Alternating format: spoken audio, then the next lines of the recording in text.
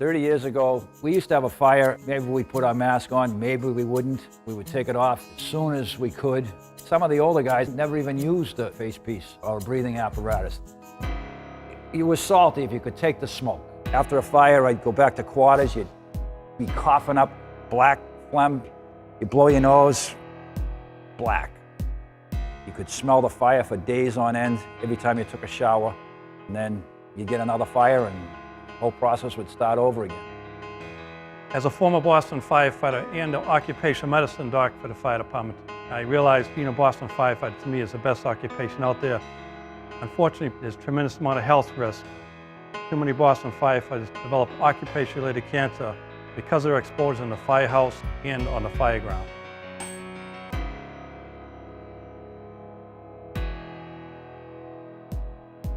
I was diagnosed with colon cancer in February of 2013. I was having some symptoms. My primary care happens to be Dr. Mike Hamrock. I went and had the colonoscopy. My phone was ringing the next day. I looked at the caller ID. I said to my wife, I go, this is the doctor. I go, this can't be good. When you show up at a fire building, you're exposing yourself to these cancer-causing chemicals, and every household product is now contains flame retardants.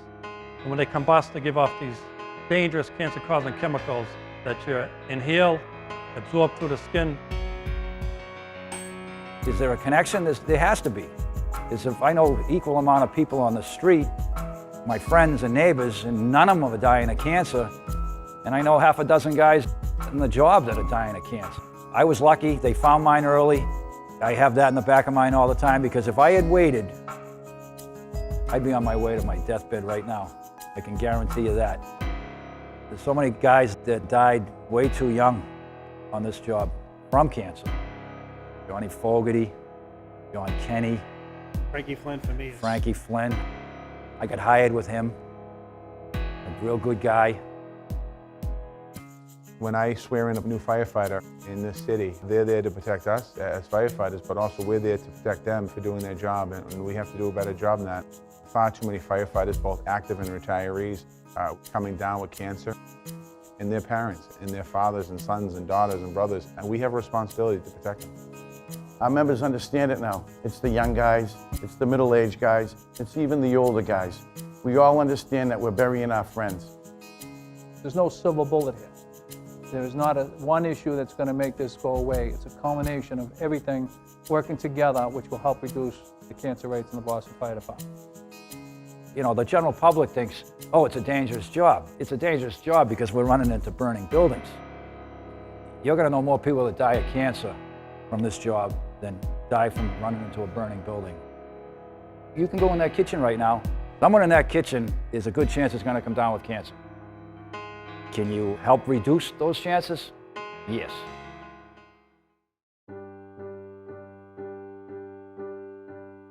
First of all, when a firefighter pulls up to a fire building, they need to take extreme precautions before you enter that building so you don't get cancer on the job. So you need to have the bunker gear on fully. You need to have your self-contained breathing apparatus on your face before you enter the fire building until you exit the fire building. You should also be wearing the hood on fully so you prevent exposure to any contaminants through the skin as well. As soon as you're out of the fire building, immediately use the wet naps to remove some of the cancer-causing soot from your face and neck.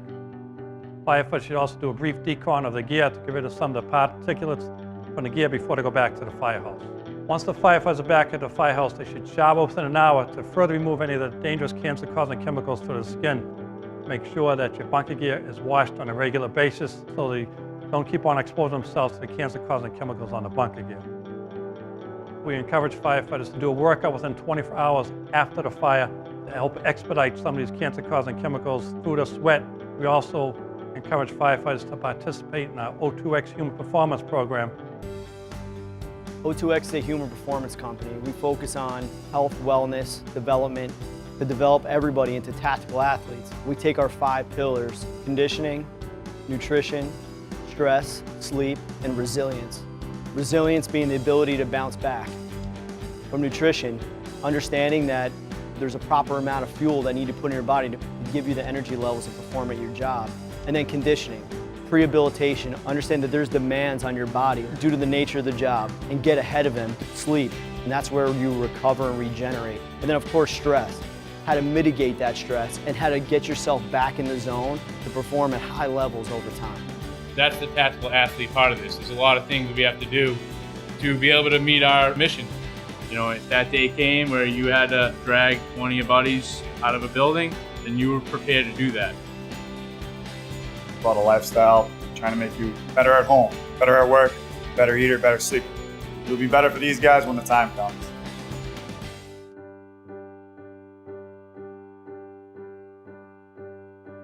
It took a long time to get this relationship together, working with the department, working with Commissioner Finn, working with Mayor Walsh.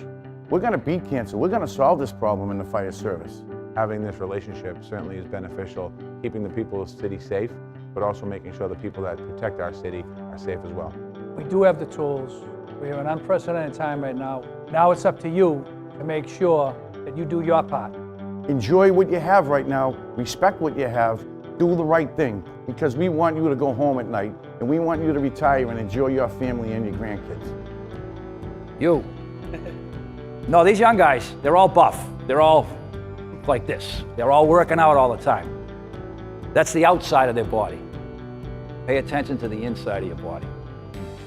You know, you live and learn. You know, the job's moving forward in a good way, getting all these young guys on board, eating healthy, their faces are covered, they're taught to clean their gear. I went 20 years without, I think, ever washing my fire gear, ever. Dirtier the better. Dirtier the better. You're responsible for that now. When that apparatus backs in, put that on. Put the Plimo vent on. Everything's there. Yeah. It's a matter of us doing it. Yeah. Like, hey, use it. It's there for a reason.